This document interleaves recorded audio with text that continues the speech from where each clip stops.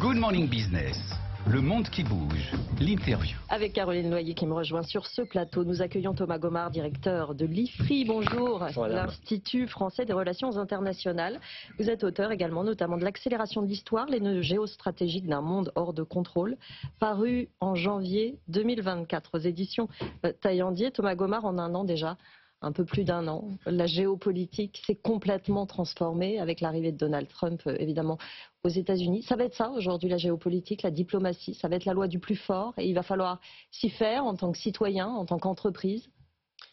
Bon, si vous voulez, je crois qu'il faut essayer de distinguer la personnalité outrancière de Donald Trump et puis les invariants. Quand vous parlez de géopolitique, en réalité, il faut toujours essayer de s'inscrire dans une perspective qui va au-delà de l'instantanéité ou de l'échéance trimestrielle qui est celle des entreprises. C'est précisément ça la difficulté, c'est-à-dire que la géopolitique, vous êtes contraint de vous intéresser à la trajectoire de pays sur plusieurs décennies, voire sur des siècles, alors que quand vous êtes dans une organisation, et de plus en plus avec nos modes de fonctionnement, les réseaux sociaux, etc., vous êtes, je dirais, absorbé par le présentisme. Et c'est précisément ce contraste qui fait que nous passons beaucoup de notre temps à essayer de comprendre ce qu'il y a dans la tête du président Trump, probablement au détriment de lectures beaucoup plus profondes avec des choses qui peuvent être identifiées. Je pense que c'est ça ce à quoi les entreprises doivent sur quoi les entreprises doivent se focaliser, c'est précisément cette dimension plus structurelle. Caroline ? Le comportement de Donald Trump est assez changeant, erratique. Ça, c'est une nouvelle donne. Mais le protectionnisme, ça fait plus de 20 ans qu'on le voit monter. Comment on explique le fait qu'aujourd'hui, on a l'impression que tout le monde est surpris, tout le monde est pris de court? Je crois qu'il faut peut-être distinguer le protectionnisme et le mercantilisme. C'est-à-dire que le mercantilisme est à l'économie ce que le nationalisme est à la politique. C'est-à-dire une vision qui commence par dire ce sont les intérêts nationaux qui priment. Et donc dans le cas des États-Unis, le fameux MAGA, America Great Again, voilà, a été la base sur laquelle Donald Trump a surfé. Et puis effectivement, ce sont des phénomènes qu'on observe dans d'autres pays, en Chine notamment. Ce sont peut-être les Européens qui, d'une certaine manière, sont restés dans la logique la plus libre-échangiste, alors même que les autres acteurs depuis, je ne sais pas quel est le tournant, si on peut le situer précisément, mais on sent bien qu'on a eu une période de la mondialisation, entre guillemets, dite heureuse ou naïve peut-être, qui est une période en réalité assez limitée entre la chute de l'URSS 91 et l'entrée de la Chine dans l'OMC en 2001. C'est peut-être ces 10 ans-là. Et puis depuis, ça fait déjà plus de 20 ans, on observe effectivement le phénomène que vous décriviez et l'aspect mercantiliste / protectionnisme. Il y a évidemment dans ces vagues, dans ces éclats géopolitiques, eh bien, des conséquences sur les entreprises à notre petit niveau dans nos pays. Est-ce qu'elles doivent prendre en compte ces turbulences et comment elles le mesurent sur leur propre activité et sur leur stratégie ?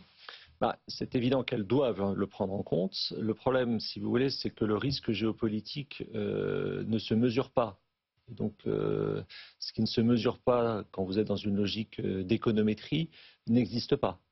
Et effectivement, on a observé de la part des organisations une certaine réticence à se saisir d'outils de risque géopolitique. Ils existent. Vous avez toute une offre qui existe en la matière, qui est produite par un certain nombre d'acteurs. Et il est évident que désormais, l'environnement dans lequel les opérations ou les activités sont conduites se politise et oblige les entreprises à sortir d'une lecture consistant à ne voir que l'intensification des échanges. En réalité, il y a une dimension politique supplémentaire qui, à mon avis, complique désormais leurs anticipations. Est-ce que cette offre de conseils sur le risque géopolitique, elle a évolué récemment? Comment elle s'est développée? Nous avons fait un travail à l'IFRI sur ce sujet qui s'intéresse à la doxa produite pour les entreprises en nous concentrant sur les travaux des cabinets de conseil en stratégie et puis les cabinets d'audit, les Big Four. Et donc nous avons eu de manière très systématique leur production en la matière. C'est un des éléments de cette offre. Il y a d'autres offres qui viennent des banques, qui peuvent venir aussi de boutiques, entre guillemets, spécialisées en risque géopolitique. Tout cela produit une doxa qui est intéressante parce qu'elle traduit un état d'esprit, à un moment donné, pour le monde corporate, c'est-à-dire la vision de ce qu'on pourrait appeler le monde corporate au sens le plus large, la vision du monde que ce monde partage. En réalité, cette approche, à mon avis, a du mal à identifier les bifurcations, est une approche qui reste très linéaire, très basée sur les tendances profondes et qui voit mal l'intentionnalité des acteurs. Si vous voulez, on disait souvent, Vladimir Poutine n'a aucun intérêt à envahir l'Ukraine pour des raisons économiques. Eh bien, il est passé à l'acte en février 2022. Enfin, déjà, il était passé à l'acte en février 2014.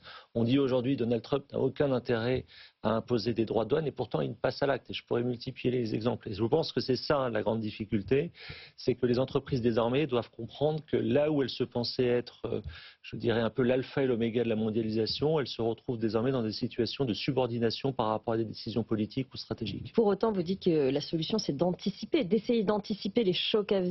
Qu'est-ce qu'il faudrait anticiper ici pour les années qui viennent? Ou les mois, parce que ça va très vite. Bien, précisément, déjà, s'il faut, à mon avis, faire une claire distinction entre ce qui relève du court terme, voilà, les quelques jours qui nous séparent de la prochaine décision du président Trump, le moyen terme, c'est-à-dire effectivement les quelques mois, et pour un pays comme la France, le moyen terme, c'est ce qui nous sépare de 2027, la prochaine échéance présidentielle, et puis le long terme, que vous pouvez aussi faire coulisser selon que vous vous intéressez aux enjeux du réchauffement climatique, ça va plutôt être du 2050, puisque vous êtes censé être décarboné à ce moment-là, ou du 2030, si vous êtes dans une logique plus stratégique, dans par exemple, le rapport de force avec la Russie. Ça, au fond, il n'y a pas de réponse, je dirais, globale. C'est à chaque acteur, je dirais, de construire sa propre chronologie en fonction de sa propre géographie. Je crois que ce que les entreprises sont en train de redécouvrir, c'est la géographie au sens d'un retour sur le réel, d'un retour à des réalités nationales, régionales et locales qui n'empêche pas, si vous voulez, ou plutôt sur lesquelles elles se heurtent par rapport à une approche, encore une fois, qui était une approche beaucoup plus de flux ou de vision de la mondialisation en fonction de plateformes bien délimitées. Je crois que la géographie, aujourd'hui, doit être redécouverte. Est-ce que de là où on se trouve, on peut envisager une stabilisation, un apaisement, une fois ces grands changements géopolitiques passés, un apaisement qui permettrait aux entreprises justement de naviguer avec un peu plus de sérénité?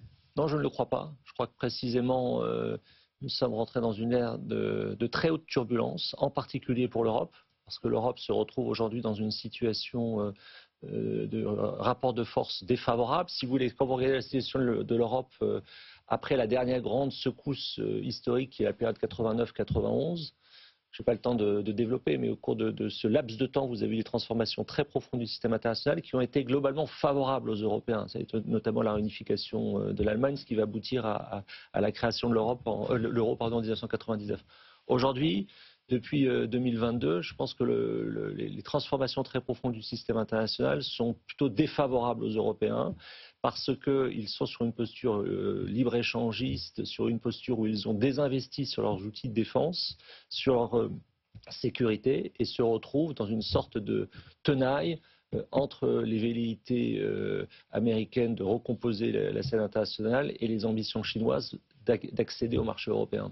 Merci beaucoup Thomas Gomard pour cette analyse, directeur de l'IFRI, l'Institut français des relations internationales. Merci d'être venu ce matin dans la matinale de l'économie. Dans un instant, le journal de 7h30.